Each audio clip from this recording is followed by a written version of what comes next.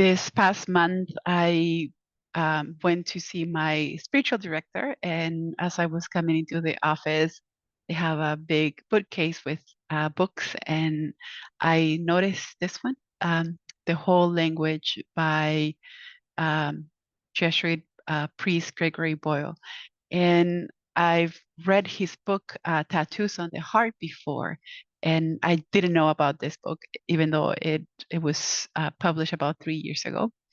So anyway, I borrowed from her and spent, the next couple of weeks reading it and listening to the audiobook as well. Um, and I believe that Father Gregory Boyle is a modern mystic, um, and we tend to think of mystics as people who live, in monasteries, away from civilization, away from people. And what I love about his writing and his work is that it is grounded in the day-to-day work and tasks at Homeboy Industries in Los Angeles, where he employs and works with ex-gang members and gang members and marginalized communities.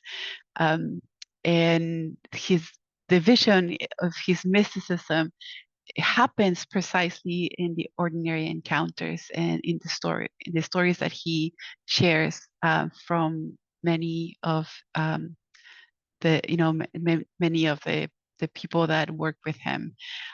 So I want to share a couple of excerpts from his books. The first one is from his book Tattoos on the Heart, and then I'm going to read a little bit from The Whole Language, just to give you a taste of what you'll find in the book. But I highly recommend that you read them.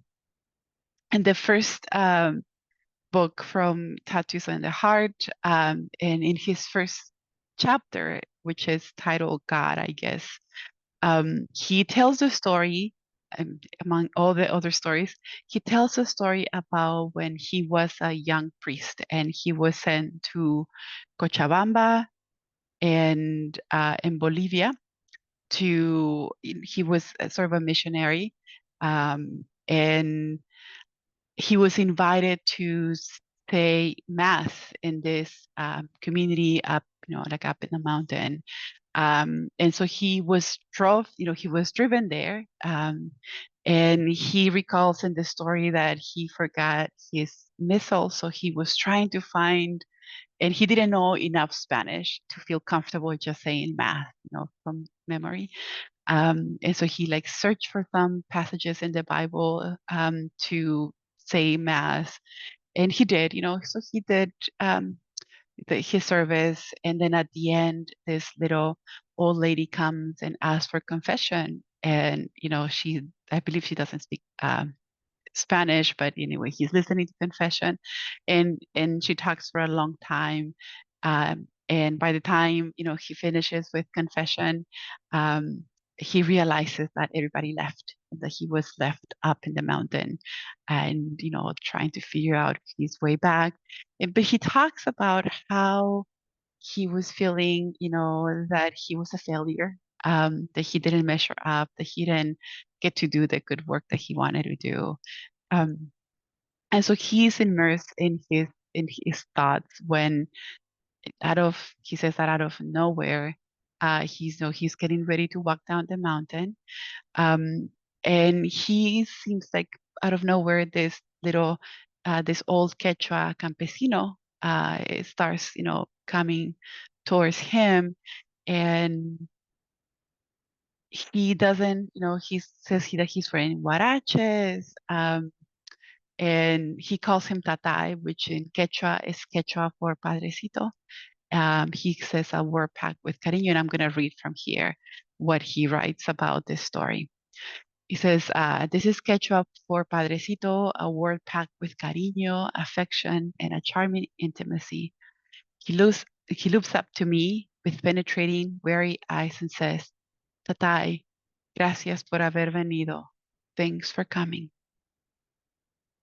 I think of something to say, but nothing comes to me, which is just as well, because before I can speak, The old campesino reaches into the pockets of his suit coat and retrieves two fistfuls of multicolored rose petals. He's on the tips of his toes and gestures that I might assist with the inclination of my head. And so he drops the petals over my head, and I'm without words. He digs into his pockets again and manages two more fistfuls of petals. He does this again and again, and the store of red, pink, and yellow roses petals seems infinite. I just stand there and let him do this, staring at my own huaraches, now moistened with my tears, covered with rose petals. Finally, he takes his leave, and I'm left there alone, with only the bright aroma of roses. For all the many times I would return to Tirani and see the same villagers over and over, I never saw this old campesino again. And then he reflects. God, I guess, is more expansive than every image we think rhymes with God. How much greater is the God we have than the one we think we have?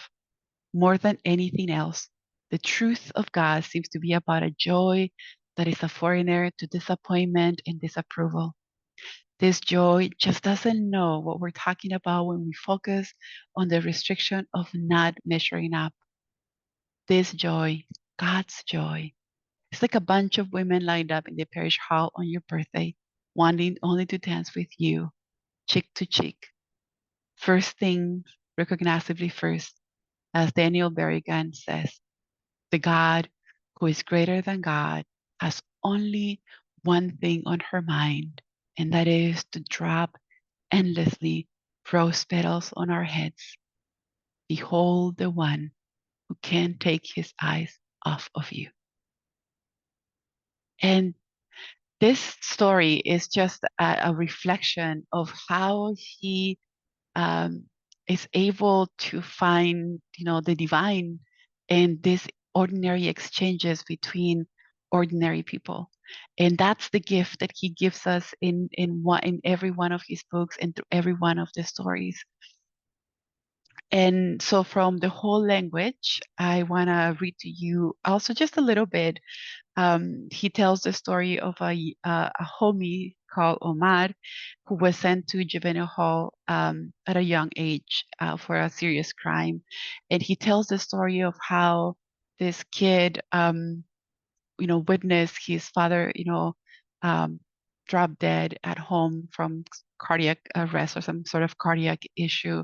And he, thinking that his dad was, sleeping, try to wake him up, and then he slept on his dad until mom came home. And so now this person is working. The story comes from now that he's working at Homeboy Industries. By the way, all of the stories are from this Homeboy Industries, this place that he created in Los Angeles to employ gang members and ex-gang members, but to offer them a space of full inclusivity and love and compassion and care.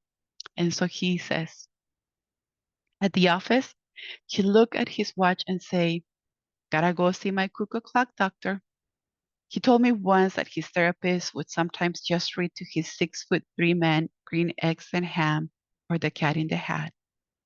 And Omar would just curl up on the couch and sob. He told me once, "I found poetry in my pain." In the end, all great spirituality is about what to do with our pain. We hesitate to eradicate the pain since it is such a revered teacher. It remembers us. Our wounds jostle from us what is false and leaves us only with a yearning for the authentically poetic. From there to here, holiness as a contact sport, busting us open into some new unfeathered place. We are hesitant then not to call it God, remarkable, incredible, and all the other ables. So if you're looking for some inspiration, if you're looking for just stories that can really move, your heart and allow you to recognize and feel that sense of the divine in the ordinary, in the exchanges, and that can bring also some food for reflection. I highly recommend, Father Gregory Boyle's book. And if you have, decide to try them, enjoy them. And I would love to hear, your thoughts and um, if you resonated with some of the stories. Thank you.